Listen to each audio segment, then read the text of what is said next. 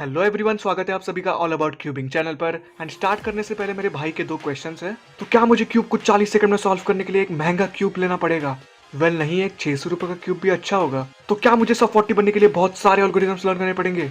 नहीं रे, बस 13-14 ही एल्गोरिथम्स हैं एंड वो भी बहुत ही ईजी है।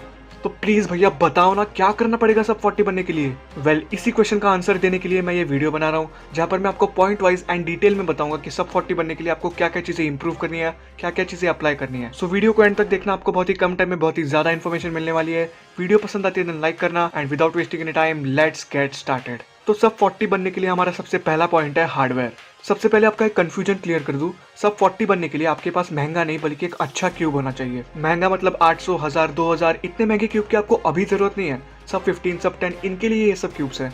आपको सब 40 बनना है 200 से लेकर के 600 के रेंज में बहुत अच्छे क्यूब्स हैं। इसी रेंज में मेरे कुछ पर्सनल रिकमेंडेशंस हैं जिनको आप यूज कर सकते हो। एंड सोचो कि मेरा ये 150 रुपीज का क्यूब है, इसी से मैं सब 20 पहुंचाऊं तो आप सब 40 तो बन ही सकते हो। एंड ये कोई स्पॉन्सर्ड वीडियो नहीं है, तो जो मैं बताऊंगा मेरा खुद का ओपिनियन होगा। मेरा सबसे पहला रिकमेंडेशन है क्यूब ले लो का ड्रिफ्ट 3x3। ये सिर्फ 229 रुपीज का आता है। Amazon एंड क्यूब ले लो दोनों पे अवेलेबल है एंड इनके काफी सारे ऑफर्स चल रहे होते, तो आपको इससे कम प्राइस में भी ये क्यूब मिल सकता है। मेरा दूसरा रिकमेंडेशन है मोयो मेलोंग 3C। अब ये भी 279 रुपीज का ही है एंड ये बजट क्यूब्स के मामले में बहुत ही अच्छा माना जाता है। अगर आपका बजट थोड़ा सा ज्यादा है, आपको अच्छा क्यूब भी चाहिए, देन आप युक्सिन मैजिक का ये वाला क्यूब बाय कर सकते हो, जो कि सिर्फ 449 रुपीज का है। एंड फाइनली हमारा आता है क्यूब ले लो ड्रिफ्ट 3x3 मैग्नेटिक क्यूब, जो है 600 रुपीज का। एंड आपको एक मैग्नेटिक क्यूब मिल रहा है इस प्राइस में, जो कि एक बहुत बड़ी बात है। इसमें आपको बहुत अच्छी कॉर्नर कटिंग भी देखने को मिलेगी एंड क्यूब जो है वो लॉन्ग लास्ट भी करेगा। तो इस रेंज में ये थे मेरे 4 रिकमेंडेशंस एंड मैं आपको फिर से बताना चाहता हूँ, महंगा नहीं बल्कि अच्छा क्यूब ही प्रीफर करो।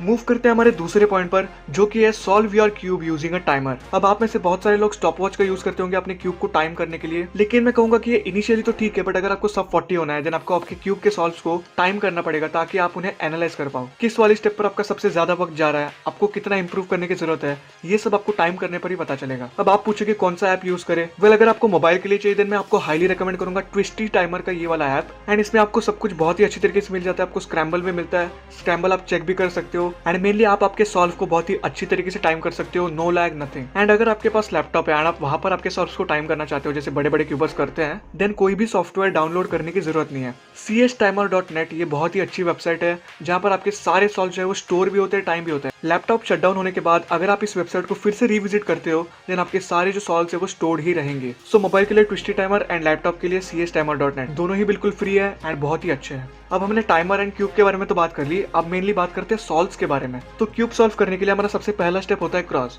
अभी आपने कई मेथड से अपना क्रॉस बनाना सीखा होगा, डेजी मेथड से या फिर क्रॉस को टॉप पे सॉल्व करने से, लेकिन अब से सब 40 बनने के लिए आपको आपका क्रॉस बॉटम पे सॉल्व करना पड़ेगा। इनिशियली ये बहुत ही आपको डिफिकल्ट लगेगा एंड आपको लगेगा कि इसकी जरूरत क्या है, लेकिन ये चीज बहुत ही ज्यादा मैटर करती है। सबसे पहले तो आपके क्रॉस से जब आप आपकी फर्स्ट लेयर या फिर F12 पे जाओगे, देन आपका जो रोटेशन का टाइम है वो कम हो जाएगा एंड क्रॉस को सॉल्व करते समय आप लुकआउट भी कर सकते हो। अब ये लुकआउट क्या है, इन सब के बारे में आपको ज्यादा ध्यान नहीं देना है, आपको मेनली फोकस करना है आपके क्रॉस पर, जो कि आपको बॉटम पे सॉल्व करना है। एंड जैसे जैसे आप प्रैक्टिस करते जाओगे, क्रॉस को बॉटम पे सॉल्व करते जाओगे एंड आप खुद से ही क्रॉस को कम टाइम में कम मूव्स में सॉल्व करना शुरू कर दोगे। क्रॉस की एफिशिएंसी हमारे एक्सपीरियंस से आती है, क्योंकि इसमें कोई भी एल्गोरिथम्स नहीं है, लेकिन अगर आप बॉटम पे सॉल्व करते हो देन मैं गारंटी के साथ कह सकता हूँ कि आपके क्रॉस सॉल्यूशंस में बहुत ही ज्यादा इंप्रूवमेंट आएगी।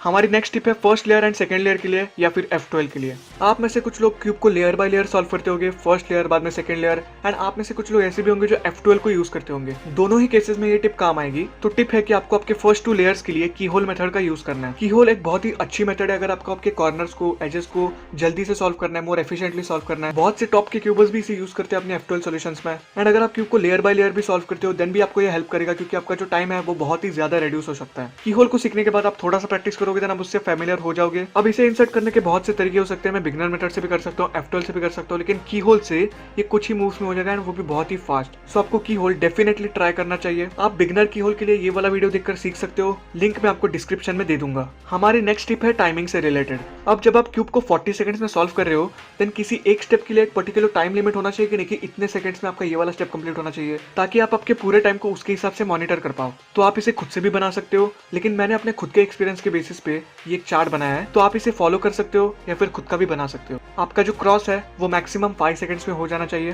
फर्स्ट एंड सेकंड लेयर के लिए या फिर कंबाइनली F12 के लिए आपको 20 सेकंड से ज्यादा नहीं लगने चाहिए। देन आपके OLL या फिर येलो लेयर को सॉल्व करने के लिए आपको 7 से 8 सेकंड लगने चाहिए। एंड फाइनली आपके PLL यानी कि आपके बचे हुए क्यूब को सॉल्व करने के लिए 7 सेकंड लगने चाहिए। तो ये था मेरा चार्ट, आप खुद के हिसाब से भी इसे एडजस्ट कर सकते हो। जैसे कि आपका F12 जल्दी हो रहा है लेकिन OLL एंड PLL के लिए ज्यादा टाइम लग रहा है, तो उसके हिसाब से आप टाइमिंग्स एडजस्ट कर सकते हो। लेकिन मेनली आपका जो क्यूब है वो 40 सेकंड या फिर कम में होना चाहिए। इसके लिए मेनली आपको प्रैक्टिस करनी पड़ेगी एंड ये वाली वीडियो आगे देखनी पड़ेगी। हमारी अगली टिप है लास्ट लेयर या फिर थर्ड लेयर के लिए। आपने थर्ड लेयर को सॉल्व करना बहुत से अलग अलग यूट्यूब चैनल से सीखा होगा, बहुत सारे अलग अलग मेथड से थर्ड लेयर को सॉल्व करने के लिए। लेकिन मैं जो आपको रेकमेंड कर रहा हूँ वो है two look OLL and two look PLL। इसके लिए बेशक आपको 12 से 13 एल्गोरिथम्स लर्न करने पड़ेंगे, लेकिन ये वर्थ इट होगा, क्योंकि 40 सेकंड अचीव करने के बाद अगर आप 30 सेकंड 20 सेकंड्स पे आना चाहते हो then two look OLL and two look PLL आपको आना ही चाहिए। क्योंकि बाकी अगर कोई आपने मेथड लर्न किया है देन वो इतना एफिशिएंट नहीं होगा। टॉप के जो क्यूबर्स है वो भी OLL and PLL he use करते, तो आपको भी इसे यूज करना चाहिए इनिशियली। सो आपको two look OLL and two look PLL से बहुत ही ज्यादा फायदा होगा। तो इसे सीखने के लिए मैं आपको रेकमेंड करता हूँ क्यूब स्किल्स का ये वाला वीडियो टू लुक OLL के लिए, एंड टू लुक PLL के लिए क्यूब स्किल्स का ही ये वाला वीडियो। हमारी नेक्स्ट टिप है हैव गुड फिंगर ट्रिक्स। ये one of the most important tips है। ये इसलिए बिकॉज अगर आपने सही एल्गोरिथम भी लर्न कर लिया लेकिन आपके फिंगर ट्रिक्स जो है वो उसको अच्छे तरीके से एग्जीक्यूट नहीं कर पा रहे हैं, देन आपके टाइमिंग पे इफेक्ट पड़ेगा एंड वो बढ़ जाएगा।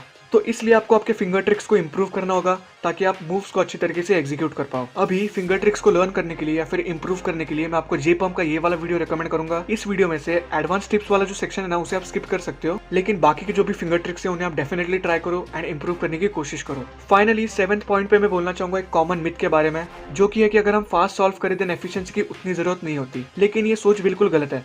मेरा ऐसा मानना है कि अगर आप एफिशिएंट हो देन आपकी स्पीड जो है वो ऑटोमेटिकली इंप्रूव होगी। मान लो कि आप एक लेवल पर पहुंच चुके हो एंड आप F12 सॉल्व कर रहे हो, तो F12 सॉल्व करते समय आपकी एफिशिएंसी ज्यादा मैटर करेगी, लुक एट ज्यादा मैटर करेगा देन आपकी स्पीड। क्योंकि स्पीड से क्या होता है आपके नंबर ऑफ पॉजेस जो है वो बढ़ जाते हैं, लेकिन एफिशिएंसी से आपकी टर्निंग स्पीड भी मेंटेन रहती है, आप लुक एट भी कर सकते हो एंड आप ज्यादा पॉज भी नहीं करते हो। सो इसलिए मेरे हिसाब से एफिशिएंसी बरकरार रखो, आपकी स्पीड जो है वो ऑटोमेटिकली इंप्रूव हो जाएगी। तो यही थी मेरी टिप्स सब 40 बनने के लिए। आई होप कि आपको सब कुछ समझ में आ गया होगा। कोई भी डाउट आता है देन आप कमेंट सेक्शन में पूछ सकते हो। वीडियो पसंद आती है देन लाइक करना, चैनल पे नए हो देन सब्सक्राइब करना। ऐसे ही वीडियोस आगे देखने के लिए बेल आइकन को भी दबाना मत भूलना। मिलते हैं अगली वीडियो में, तब तक के लिए wish you all the very best.